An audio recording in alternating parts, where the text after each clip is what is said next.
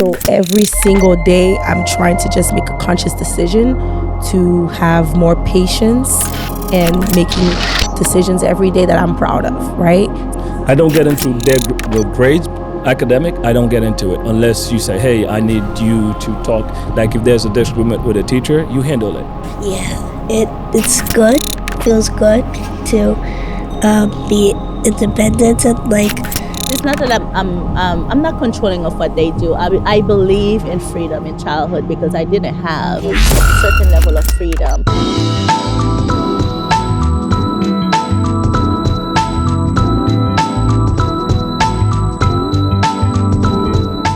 Hello again to everyone, and thank you for being here.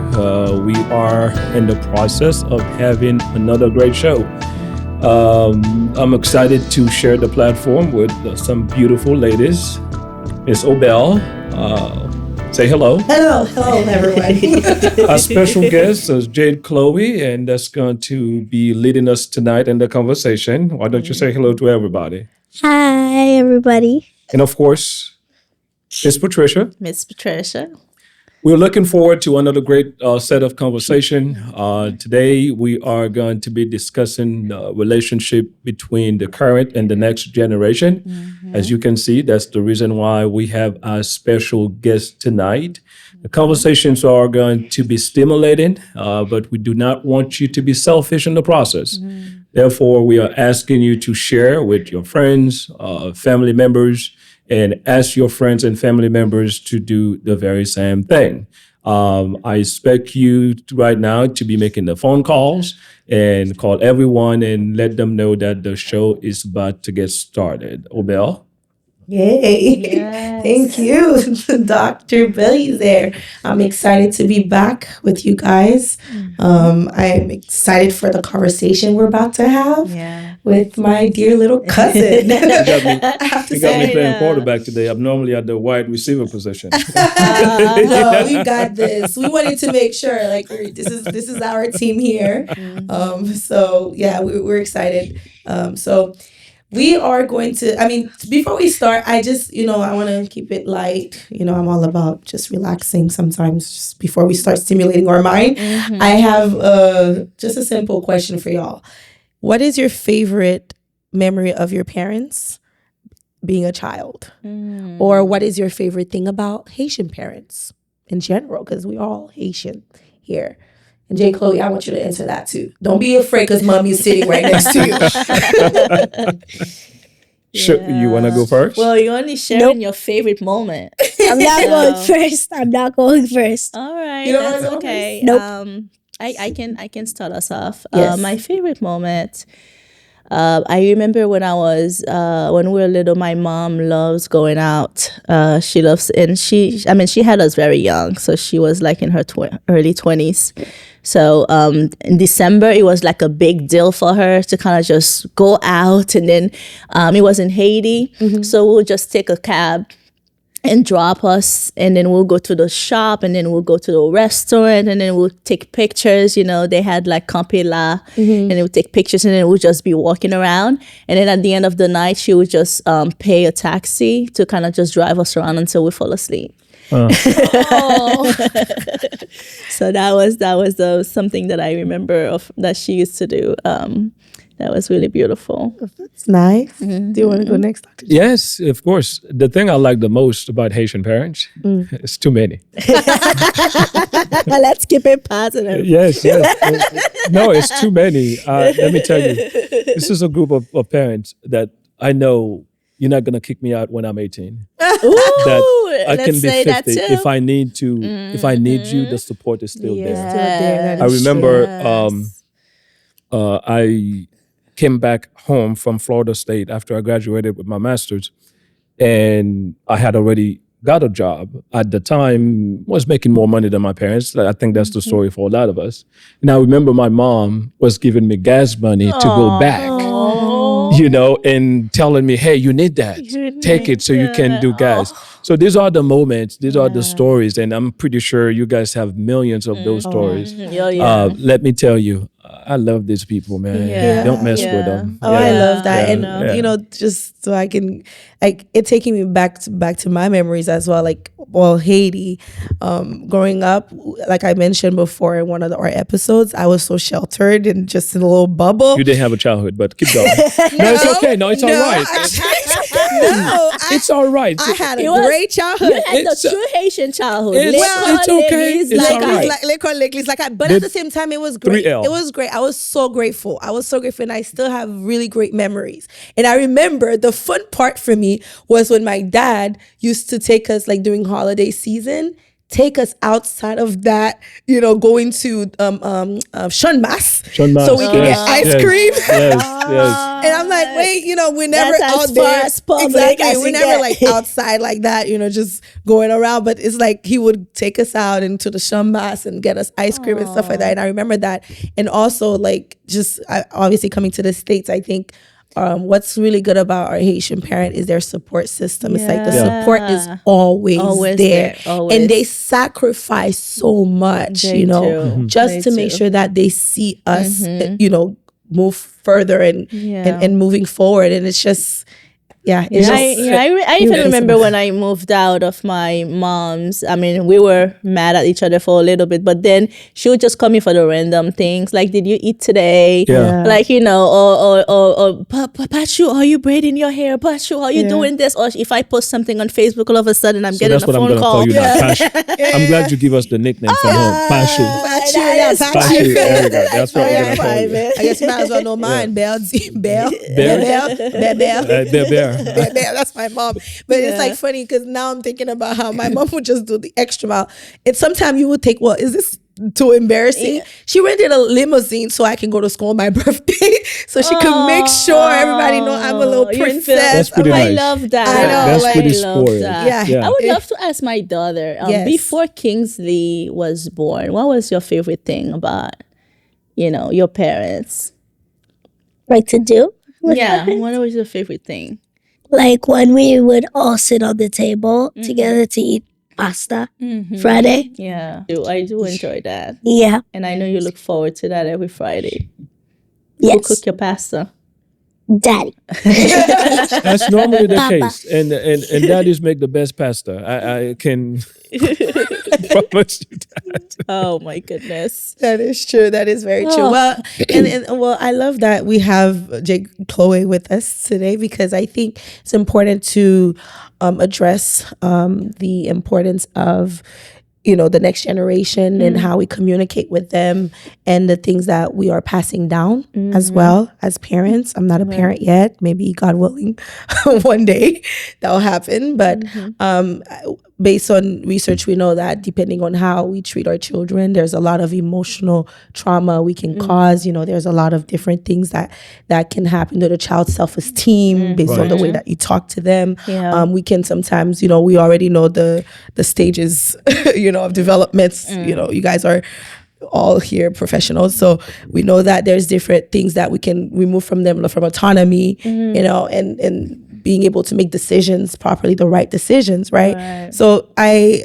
want you guys to kind of, you know, tell us what are some of the things that you've seen in parenthood that can impact, you know, a child into the next generation, or that's very broad. Well, that is like a loaded question. What is one thing you want to address that you see that probably can make I such think a one big thing- difference? Well, one thing that I'm addressing right now is being overprotective. Okay. I'm addressing. I'm not controlling as a mom, but wow. Okay, I can't laugh. I mean, I thought that was a form of expression. I cannot keep going. I'm listening. It's the laugh in the background. You know, it's like the evil laugh. So okay. So here it is. It's not that I'm not controlling of what they do. I believe in freedom in childhood because I didn't have a certain level of freedom. But at the same time, I find myself like when my son is running or to do something, I just want to, like, I see my brother over this weekend kind of just telling me, let him go, let him walk, or let him climb the stairs. I'm just like this. I'm just trying to catch him doing everything. And I have this attachment with my daughter too. Oh, I remember that. But Let's not testify. This child was on Patricia's lap, and It's not even my lap. I mean, she was homeschooled. We spent a lot of time together. I mean, I was home too, because after grad school, I didn't go back full time, and that was my own personal journey with God. I stayed home after grad school, so I ended up homeschooling her. It was just us at the house, so we ended up doing everything together, going out, going on a walk in nature and things like that. So we had that close attachment that is now I just have to let go a little bit, you know, like how much, what's define a little bit, what does that mean? And how do you balance the autonomy? I want to allow you to make your mistake, you can learn. How do you balance that? You call it what was the word that you used? I don't want to put words. Overprotective. Okay, good. Thank you. I think that's what you said. How do you balance your urge, your neurotic urge to be overprotective versus giving this child the autonomy to learn and make mistakes and be out there? I'm learning. That's the best way to put it. I don't think that I can say that, you know, I have a balance. It's just that I'm learning and I'm taking cues from their dads, honestly. Because my dad, you know, their dad is like, well, don't think that he always going to be there to do everything for them. You know, you never know and things like that. So whenever I hear that, it's like my cue to be like, okay, Patricia, step back a little bit. But things that I do, you are very independent, right? What kind of things that you do on a daily basis at the house?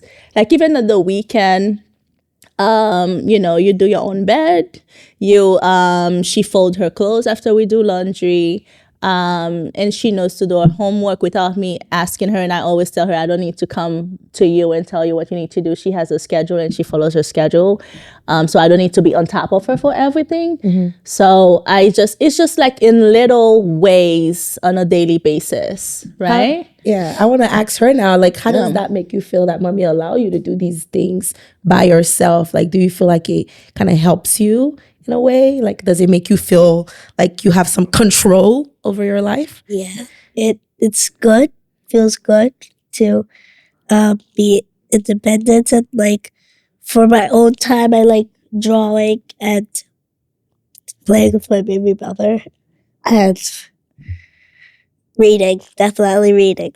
Okay, so it kind of what I'm hearing is that you like it. Kind of helps you kind of lead into the things that you enjoy to do as well. Yeah. Okay. Yeah, if she had her way, she would read the whole day. Yeah, that's So true. we She's have a little my reader. daughter. She's a on little that. reader. She reads like at least how many books? You should meet my daughter. I have a little one that does the same thing. It's, Yeah, she could just read. How many books do you read a day? I mean, I guess that depends on the book. How many books do you read per week, you would say, if you were to give us an average? Like how many weeks? How many, How many weeks? Okay, for the whole month. When you go to the library, how many books do you think you can run through? I usually take like 4 chapter books, and then I always finish them way before I have to bring them back. And the time is like 3 weeks. 3 weeks. pretty good. And then so then I'm like, why didn't I get more books? And then like once I only got like 3 or 2 books, like chapter books. I read both of them, and then I'm like, and then I just feel like I needed more books because I have like so many books, and I literally read every single one I have. So I like going to the library to get new books, but then when I finish all the books, I want a new book to read. Would you say like about would 4 books a month would be like a number, or like 2 per week? Or that's too many? Too little. Too little? Too little. Oh, wow. So we were talking about like maybe 6-10 books. Yeah, and I was like that too when I was little. So I get it. I mean, we met. I met her father over a book that I pretty good. stole. So You stole a book. So Okay. you said you're a father? yeah, Oh, wow. You said That's you how it- stole the book, right? I didn't return it. Oh, That's the definition of stealing. I mean, there's no sugarcoating it. That's okay. That's I not hope, big bar. I hope you have speaking returned it. of that, like let's talk about disciplining style. Yeah, Because now that we're talking about that, like what is, as Haitian parents, we know that we like to, give that child a good whooping, okay? When they do something that is not, well, The thing is, for me, I laugh at you because my wife is the same. the same way. And I'm the complete opposite. And remember one of the previous episodes, we talked about complementary system. So that we form a complementary system. I am completely laissez-faire. You want to go to bed at midnight? That's the choice you make. wow. But we got to be at baseball practice at 7 o'clock in the morning. As long as you are on the field at 7 o'clock in the morning, you go to bed at 5 o'clock in the morning, that's your problem. I do not have conversations about grades. That's not my business. You understand that, I define losers and winners. There's a path for each one of them. Which one would you like? You understand the difference? There are different titles, jobs, positions. I don't talk to my kids about college. They bring that conversation up to me if they want to. So you have access. My job is to I pay for the internet. You get the computers. You have access to the portal to log on to the teachers. You log on there. You realize that if you have 5 Fs, are you satisfied with it? If not, you need to take steps to put To yourself. improve it. And we always talk about the idea of slave mentality, slaves and free men. Do you want someone to tell you what to do, or do you want to time? be in charge? Wow. You pick the path. Love that. I don't. The thing that I ask them, whatever it is that you're gonna do, it could be a loser. You have to be the greatest loser who ever walked the face of this planet. Wow. So I don't want you to be a medical doctor. I don't want you to be a professional athlete. You Right. pick. Do I want to be a loser? But you better challenge yourself to be the best loser who ever walked the face of the planet. So you're going to dedicate your craft to be the best loser. That's my style. Do you use that style on, I don't know how many On children your do you I daughter? got have? 3. You I have got 3. I got So 3. I know that they're in psychology now. They have Yeah. this parenting style and the Gentle- love language, gentle gentle parenting. parenting, and they have the also knowing your children or your different child and how you're going to discipline each of them, because each of them might respond differently, right? Where the laissez-faire might be I something. don't get into their grades, academic. I don't get into it unless you say, hey, I need you to talk. Like if there's a disagreement with a teacher, you handle it. Let me know, I'm the backup. If you need me, because I'm training you to be a man. Okay. You have to be able to speak for yourself. You have a problem with this man, approach the man. Now, if this man is not respecting you because of your age, my kid will tell you, treat me because of my intellect, not because of my Not age. because of my age. So now they know they don't want me to get involved because now you need Now real folks. you You need higher I level see. of intellect. Wow. So that all 3 of them, I don't. Your but daughter, my wife, the same. she's a book girl. Yeah, she's bookworm. she's we were just talking this week how she wants to do so many things. She reads a lot of books and she's like a grade ahead. And another thing that I did every single one of them. We did the psychological testing. I said, this is your IQ. Oh, I should do that. This is your IQ. Wow. To whom much is given, much is required. That IQ score tells me something about you. You tell me if you're going to waste it. They all know their IQ. I'll shout, hey, 135. They know what's I going on. love that. And they'll do something I said that's really below your IQ. So I need to up the game. Wow. Wow. Jesus. That is next level parenting, I wonder. I would He is love, a psychologist, No, so- no.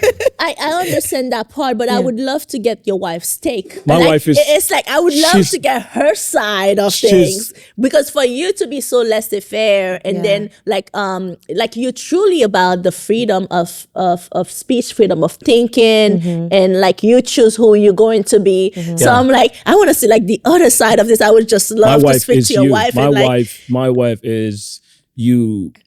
You know, she will get on me, you know, because they stay in the home for 1 hour by themselves or what. My wife she's there. And that's what I'm saying. Maybe it's working because of her. because of I'm that. not saying it's because of but the relationship that I have with them is just that. You got to understand. I don't have this whole notion that there are certain words that you cannot use with me. Yeah. You know something? No words is taboo. You bring the words, you discussing it. They understand that. They're setting for different words. Wow. But they're not afraid of any word. Wow. You know, as you are saying that, I'm realizing what I have is not so much that I am a structure. I'm all about structure and discipline, because I think their dads are more about structure and discipline. I think it's really about the emotional piece that I'm navigating. It's really about the identity piece, like believing in them or myself with them, in my role in their life as a nurturer, as like a role model and things like that. And sometimes it gets hard for me to step into that. You know, this is where you draw the line. Like, this is where, Patricia, there needs to be a boundary instead of like you being nurturing. Whereas my husband is really much like you say, your wife, in a sense, that 7:30 bedtime. Yeah. You know, 7:30 bedtime. But think about it. When you were in college or, Yeah. you know, or even now, you have an appointment tomorrow at 8 o'clock. Yeah. And you decide to go to bed at 4 o'clock in the morning. You realize that, man, I'm having a hard time getting to that appointment. So next time, that experience teaches you that I need to go to bed Earlier. earlier so I can be prepared for my meeting. Right. Somebody cannot bid that into you. Yeah. That's Do you true. yell? Yeah. Do you scream? Do I yell and scream? Oh, that's I know. Because we're like, we have the guest here. That's she. do I yell and scream? Sometimes. Yes, I do too. How do you feel about that? I guess Yeah. I would love to hear how you feel about you me feel about yelling. that? I don't like it. You don't like it. No. How does it make you Okay. feel? Bad. It makes you feel bad. Okay. It's But let me ask you this. If mommy didn't yell, okay, for instance, let's say you're doing something that she doesn't want you to do and she says it once and she doesn't yell, right? Because remember we talked about the response, right? How will, if she asks you again in a calm way to not do it, would that allow you not to do it? Or would that sink in that mommy doesn't want you to do something at this moment? So when she yells, does that get a reaction that, hey, she's serious about you not doing that particular thing you're doing? That's an honest question for you to think about. Well, My friend, you don't need luck. You need a top real estate agent with the skills and expertise to get the job done and to negotiate your property needs. Whether you're buying, selling, or investing in Massachusetts, JC Desert is the one to call. So reach out to him today at 516-450-1565. That's 516-450-1565. And make your real estate goals a reality. when you were coming here today, you said you had a few questions that you needed to ask us. Yeah, sure. Obel and I and Dr. Belizel. Do you feel nervous?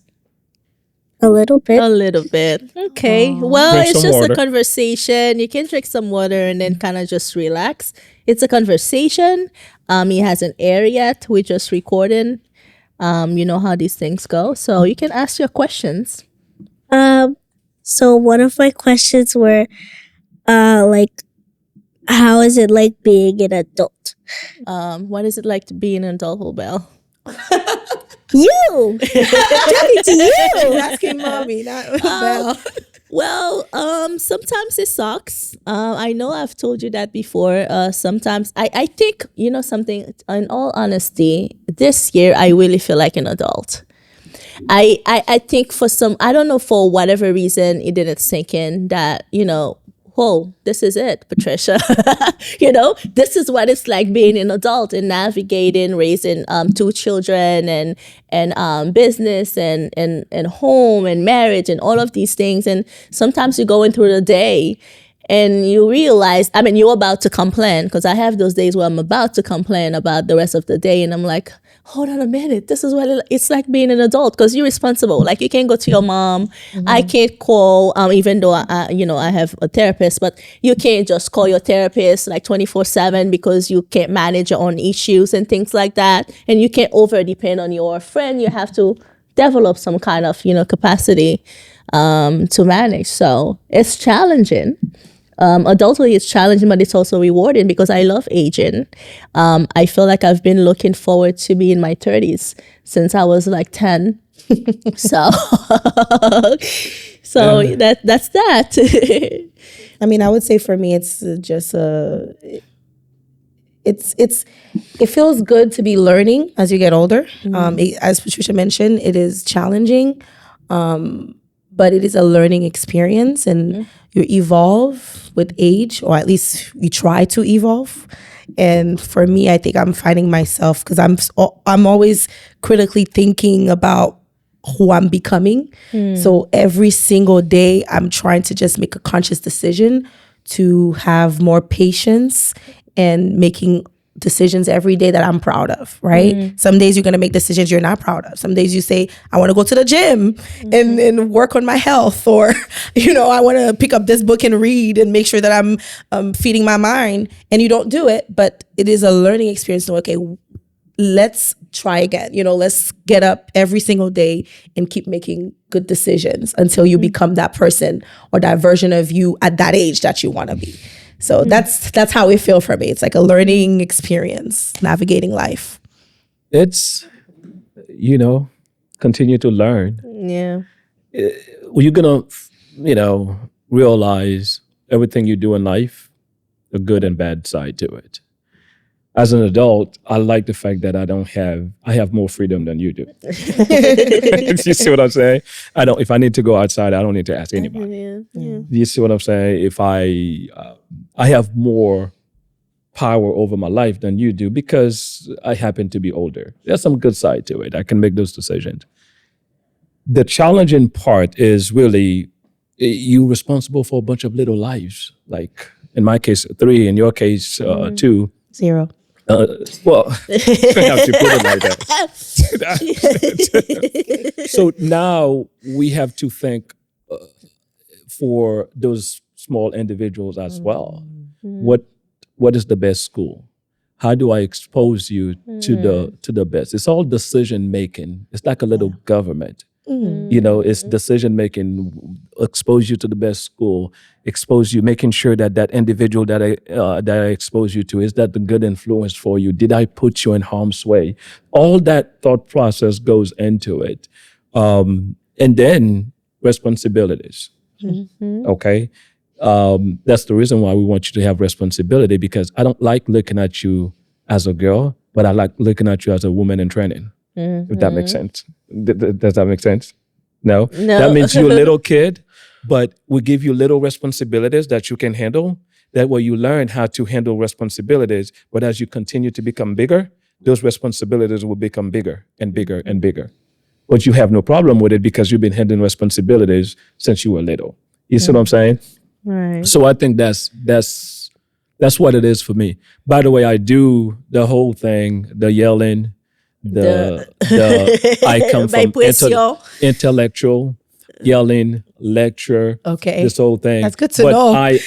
My yelling is funny because deep inside, I'm laughing at you. I'm laughing at you, and I will warn you that the next time I say this, it's not gonna be the same tone of voice, so they kind of know it's coming. Wow! Yeah, see, I've told you to move this thing 2 times. The next time I say it, it's not gonna be the same tone of voice. You're gonna feel me. Okay. All right. Now you make a choice. Do you want the next level? And it's all this. this, and then the lecture will come. The silence that you talked about last time. I'll let you know how you sat in my heart. That I don't call you. That I'll go to Jacksonville, for instance, and I don't call you, and then he will call me. I remember my son just did that to me and say, "Papa, are you okay?" I said, "I am going to be okay." He said, "Why are you going to be okay?" "Because you sat in my heart last night." I told him, I let him know my feelings, which is killing two birds with one stone, That's a to good thing that we. normalize the idea of expressing feelings, but to also, and you don't like it when you make someone you like feel bad. Exactly. Yeah. And it's really a punishment, Yeah. and that's basically, but there are, let me tell you, man, these are my biggest assets. The three little, if there were stocks, and I can tell the same thing for you. If you guys were stocks, I would invest it in you, because I know in 10 years my money would be so clean. Yeah. I would buy true. the share right now, because in 10 years, you got great years ahead of you, girl. You should be excited. Any other questions that you have for us? I have two more questions. Sure. What would you do differently as a kid? Let me see. What would I do differently if I go back to being a kid? I don't know if I would do anything differently. I don't know if I would do anything differently. Yeah. And when you say being a kid, okay, so we are all 30s and up here. Being a kid, we go back to being 12, or you go back to being younger. Teen. A teen. Well, what would you do differently if I you don't go know. back to being a Teenager, I think I would, if earlier, I would focus more on my sports. I would play more sports and kind of see it more. Of course, I'm thinking with the mind of the old man that I am now, that, going back, I would dedicate more time toward the sports that I enjoyed, and kind of have more time with that and take it more serious. In my teenage years, I'm assuming, it'll be the same dedication, the same passion towards sports as well. Because when you play sports, especially in Haiti, you just did it as a hobby. And then it's after you realize, man, that was pretty darn good. That was a good thing. thing. So I think I would do that more. Yeah. For me, to think about it, I think I'll probably start therapy longer. Earlier. Earlier, not longer. Start therapy earlier. But by therapy, I don't necessarily just mean talking to somebody. It's really just the process of learning yourself in that stage, right? And kind of like do self-discoveries to know what you're really about instead of what your parents want you to be about. But did we have... And then you would have the choice to kind of just do anything. But it's kind of like, I mean, that's what we wish, right? Yeah. You can only wish. Yeah, man. It's not something you're really going to get to really It's do. crazy, It's like, man. now as you're getting older, You're asking tough reflecting. questions. Yeah. It's really hard to kind of think. I would, you know what I would do though? I would save my poems. I used to write a lot. I think, and I say this with the most humility. You are a great writer. It's okay. Not even as a writer. I am intrigued and obsessed with my mind. So in classroom, I felt like I didn't start school until I got to college for myself. I'm like, oh, finally. So my whole time in high school, I just write. They're teaching it, and I'm just writing poetry. I'm just in my mind, just like imagining things. So I would save those things. So that was your escape, basically. Yeah, I would save all of them. And be able to read and share with Jade-Chloë. So we're wrapping up. You know what? Now you're making me think maybe I should probably I should have keep practicing my piano more. I mean, I can still do that. I'm an adult. But you're I a still great piano play. player. Yeah, but I mean, like my dad expected me to be a classical musician. Ooh. So maybe I it. enjoy music because you saw it, but yeah. You guys did a little. She got one last question. she got one last question. Yeah, We gotta wrap this. I don't have a question. Yeah. We're happy that you were here with us, though. Yeah. Like, how do you feel about this conversation that we just had? Good. I felt good about it. That's good. That's good. Just be great. The sky is the limit for you, girl. I mean, you're gonna be whatever it is that you want to be. Just go for it. You got all the assets, all the resources around you. There's nothing about you that's not great. You have a great God. You have great parents. You have a great school. Nothing about you that's not great. And you need to walk. You are excellence. And when you walk into something, people need to understand excellence has entered this room. And that's have the swag. I love the swag. You have to have the swag. All right. You know what swag is? No. I'll leave you alone. All right. Who's closing us off? Well, thank you very much. I think that was a very special edition. And like we said earlier, I hope you share it with everyone. And until next time, mind your wellness. Because it's your business.